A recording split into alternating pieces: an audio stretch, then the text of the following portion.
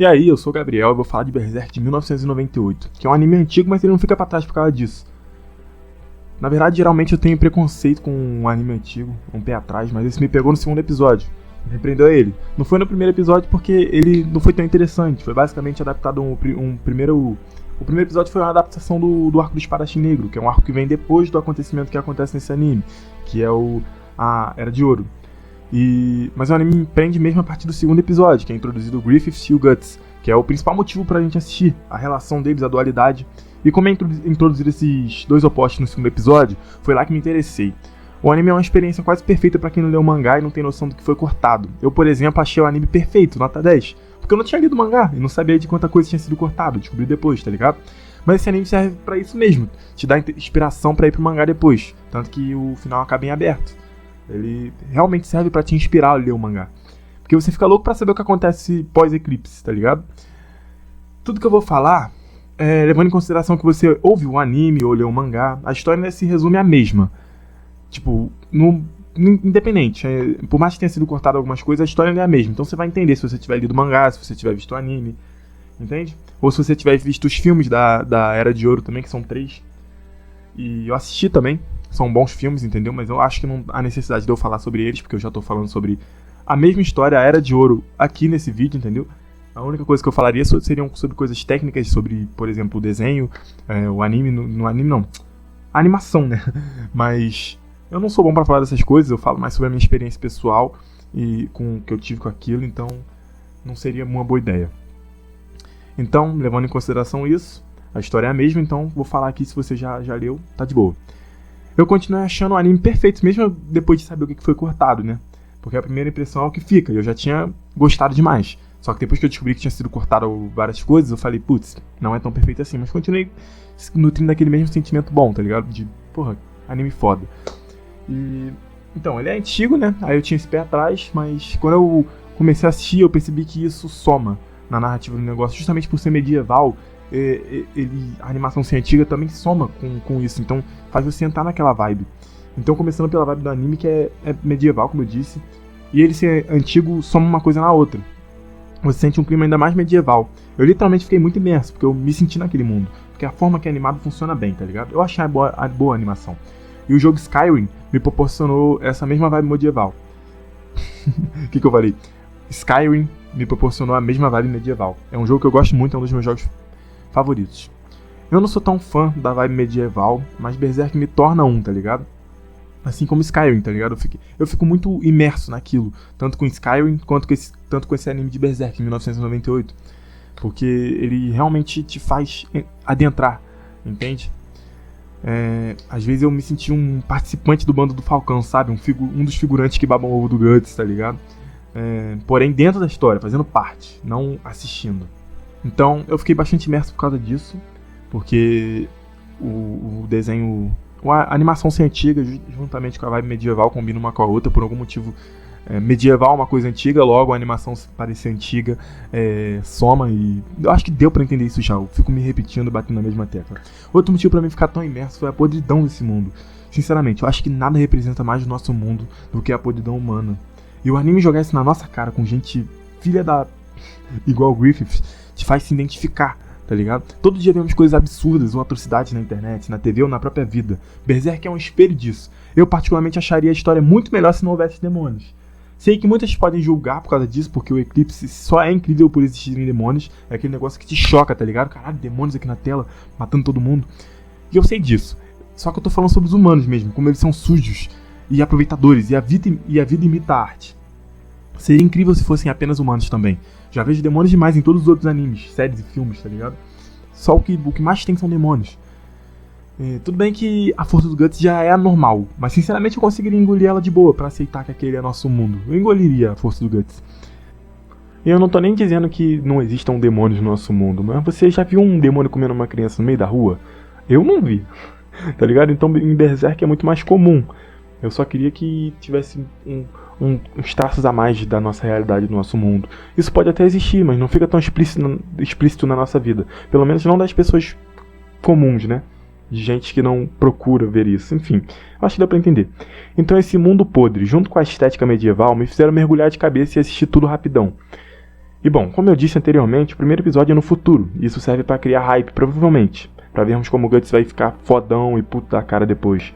Mas pra mim não foi inteligente, nem interessante ver aquilo ali. Interessante mesmo foram as relações no bando do Falcão.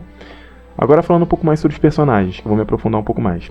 O trio Guts, Griffith e Casca são perfeitos. Todo o dilema da Casca ser uma mulher guerreira, os problemas que ela enfrenta por isso, são muito legal, velho, de se ver. É um debate que eu não vejo muitas vezes. Você já viu a Sakura, por exemplo, reclamar que não é boa ninja por menstruar? Não, ela tem fraqueza por causa de macho, e não pela anatomia do corpo dela. Então eu achei isso legal. Não que todo anime tenha a obrigação de abordar isso, mas tipo assim, tem um que fala sobre isso. Tipo assim, talvez isso que eu esteja falando seja besteira ou específico demais, mas eu pensei nisso e tô externalizando. E eu gostei do Griffith como personagem desde que ele apareceu, e continuei gostando mesmo depois dele fazer a merda. Mas calma que eu vou explicar. Porque, que puta personagem legal, velho, interessante. Desde o começo você vê que ele não é preto no branco, assim como ninguém ali é. E desde o começo foram jogadas dicas sobre a índole dele, e do que ele seria capaz de fazer pra chegar no topo. Só não via quem não queria. Porém eu tenho os seguintes argumentos sobre ele. Ele sempre deixou claro que aquelas pessoas eram peões pra ele alcançar um objetivo. Em algum momento vocês viram ele chamar alguém de amigo? Ele não mentiu. Também não mentiu pra filha do rei, por exemplo. O acaso do problema daquilo ali foi o Guts ouvir mesmo, sabe? Ele estava sendo sincero e demonstrava ser assim desde que salvou a Casca, quando conheceu ela. Ele deixou a escolha dela se queria segui-lo. Ele não decidiu carregar o peso da morte de cada um que morreu por ele por justamente não ter obrigado a ninguém. No máximo obrigou o Guts ali, ó, quando venceu dele, falou que você é meu. Mas tipo assim, ele não obrigou ninguém a seguir ele, assim como a Casca decidiu seguir ele por vontade própria. E tipo assim, sim, eu tô meio que dando uma defendida no Griffith, mas isso é até ele fazer coisas piores. Calma, vou chegar lá. Então é isso. E no momento que ele perdeu pro Guts, foi realmente filha da putagem dele. Foi ser imaturo de querer matar ele. Tem certos erros dele que não dá pra mim passar pano. Assim como ter abusado da Casca, já na forma de Phantom. Isso é imperdoável e digno de ódio. Ele salvou ela de um abuso pra fazer isso com ela mais tarde. Tipo assim, que belo desgraçado. Mas falando em relação ao Eclipse que ele fez surgir, sinceramente é muito egoísmo da parte dele. Mas entenda uma coisa, ele sempre disse como a ambição dele é grande. E uma pessoa que sonha alto, prestes a morrer com uma escolha de... Tipo assim, calma, eu falei na entonação errada, é que eu tô lendo e falei na entonação errada. Uma pessoa que sonha alto, prestes a morrer, com a escolha de sobreviver ali na sua frente, com certeza vai fazer isso. Se você se coloca no lugar, você vê que... Se você se coloca no lugar dele, né? Você vê que ele queria viver, assim como todo mundo. O desespero para viver e alcançar os seus objetivos que ainda não foram alcançados fez ele oferecer os amigos como sacrifício. Não tô dizendo que é certo e que eu faria isso no lugar dele. Eu tô dizendo que é compreensível. Você tá à beira da morte e não quer morrer. Talvez você esteja disposto a deixar seus amigos morrerem no seu lugar para que você viva. Porque você sempre vai prezar mais pela sua vida, não adianta. Ninguém quer morrer num lago jogado tentando suicídio numa madeira. Tá ligado? Você sempre vai prezar mais pela sua vida. Tanto que o Griffith nem sabia o que o Berrelite fazia antes. Ele descobriu no momento e usou a favor dele. Não é como se fosse o plano dele desde o início, matar todo mundo do seu bando. Mas, na verdade, ele pretendia sim. Tanto que ele falou pro Guts que escolheria onde ele morreria por ele. Vocês lembram dessa fala? Ele falou, Guts, eu vou escolher onde você vai morrer por mim. Então, assim, ele tinha em mente sim sacrificar a vida das pessoas do bando por ele. Mas não dessa forma tão direta, sabe? Sacrificando por demônios no Eclipse, sabe? E a mão de Deus. Nossa, mano. Não era... Acho que não era o plano dele, mas aconteceu e ele usou a favor dele. O Berrelite ali, sabe? Ninguém quer morrer, então ele usou isso a favor dele. Mas eu tô passando pano pra ele porque a gente tem que se colocar no lugar do personagem. Mas não que ele esteja certo, ele tá completamente errado. Fica tranquilo. Eu não tô defendendo ele, eu tô argumentando a favor dele. Tá ligado? Mas ele tá totalmente errado. Tipo assim, até certo ponto ali você consegue entender ele, mas a partir do momento que ele faz coisas imperdoáveis como abusar da Casca, tá ligado? Isso porque eu não quero falar a palavra. Irmão, aí eu não devia nem estar tentando defender um maluco desse, tá ligado? E, tipo assim, eu não tô tentando defender, na verdade, que fique bem claro, eu não estou defendendo ele. Entende? Eu só tô tentando botar em pauta aqui um assunto interessante. Fala sério, isso que eu tô falando não é interessante? Você não consegue se colocar no lugar dele que, tipo assim, não em relação a abusar, porque aí, pelo amor de Deus, mas você não consegue se colocar em relação calma. Você não consegue se colocar no lugar dele em relação a querer sobreviver. Tipo assim, você não pensa que talvez você daria a vida de uma pessoa estranha pra poder continuar com a sua, entendeu? Isso não é egoísmo, isso é uma coisa normal do ser humano, você quer viver, entende? E isso entra muito na podridão do mundo que eu falei lá em cima, ninguém vai dar a vida a própria vida pela vida de um outro, ainda mais uma pessoa estranha, entendeu? Mas no caso do Griffith ali é diferente, porque todo mundo ali era, entre aspas, amigo dele, como eu já falei, ele não considerava ninguém amigo, então eram peões dele. Enfim, onde eu estava... Então, ele falou isso pro Guts, né, que ele escolheria onde ele morreria por ele. E o Griffith é um personagem complicado e interessante. E só ressaltando que eu não tô defendendo ele, eu já falei isso. Mas agora eu quero mais é que ele morra mesmo, ele errou muito.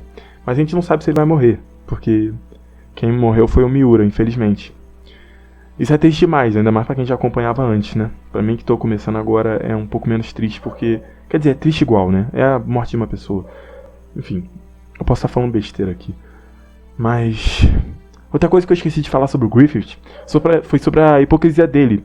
De dizer que um amigo é um igual, mas ao mesmo tempo fica putinho com o Guts querer ir embora. Se um amigo é igual, por que você não deixa o Guts se tornar um igual e virar seu amigo? Tipo assim, ele queria sair do bando pra isso. Por que você ainda tá querendo usar ele? Mas eu posso estar me equivocando, porque o Griffith também nunca deixou claro que tava afim de considerar o Guts um amigo. Talvez era pra ser sempre um peão, e por isso ele quis matá-lo quando ele desertou. É um personagem com tantas camadas, ele faz o Guts brilhar, tá ligado? O Griffith faz dar brilho pro Guts. Em muitos aspectos, apenas por existir, ele faz o Guts brilhar. A dualidade deles, a luz e a sombra, é incrível de se ver. Inclusive, especifiquei tão bem sobre o Griffith que eu vou pegar essa parte que eu falei em específico aqui desse vídeo e meter em outro vídeo falando só sobre ele, né? Que é numa espécie de quadro que eu falo aqui, né, no canal, onde eu falo especificamente sobre cada personagem, que é o sobre. Eu vou falar sobre ele e vou falar tudo isso que eu falei aqui, porque eu achei que eu especifiquei bem, e vou adicionar mais coisas. Enfim... E agora o Guts. O Guts é o tipo de personagem que normalmente eu não gostaria. Aquele personagem fechadão. Mas ele é tão bem desenvolvido que eu amei ver ele ali, sabe? Cada migalha de sentimento que ele demonstrava me fazia esboçar um sorriso. E a evolução dele como pessoa no bando, como ele se tornou alguém menos amargurado, sabe? É muito bom ver ele demonstrando carinho ali pelas pessoas, pela casca, por todas as pessoas ali. Tem muita coisa pra falar dele, mas eu não quero estender tanto. Inclusive eu falei até demais do Griffith, apesar de gostar mais do Guts, obviamente. Eu falei muito mais do Griffith, sendo que eu poderia ter falado mais do Guts. O Guts é tão foda que carrega uma espada gigante. Tem um dos melhores visuais que eu já vi em um mangá.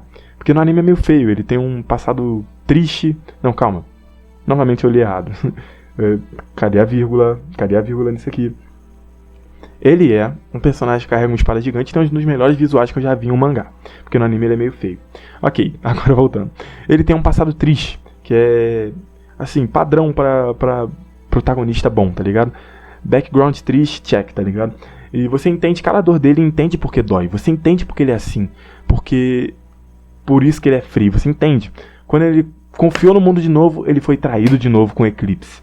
Dá pra entender. Ele é cercado por tristeza. Eu percebi na Casca também que ela estava apaixonada pelo Guts e pelo Griffith desde sempre. O amor pelo Griffith era maior, mas ela ainda tinha um amor no coração pelo Guts.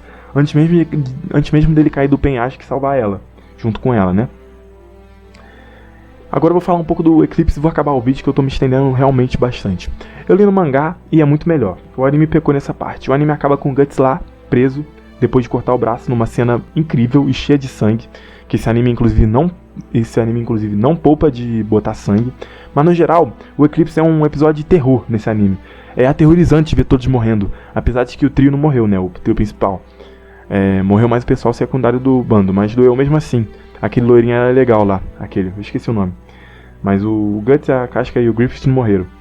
Enfim, e acabou ali, sem final, me deixando na mão. Mas tudo bem, ele te força a ler o mangá.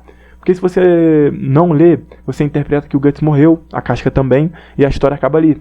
Mas as considerações final é que eu amei demais o anime e recomendaria tranquilamente. Achei que tem uma boa animação, uma boa abertura, a abertura é filé. Um bom enredo, bons diálogos, ótimos dubladores. A voz do Guts é perfeita, é incrível, entendeu? Mas no resumo de tudo é isso, sabe? Eu engasguei um pouco pra falar, mas é que eu não tenho muito experiência pra ficar lendo o roteiro, né? Geralmente eu falo mais da mente, sabe? Mas eu percebi que falando com esse roteiro assim ficou mais mastigadinho o que eu queria dizer. Então é isso. Até mais. Tchau.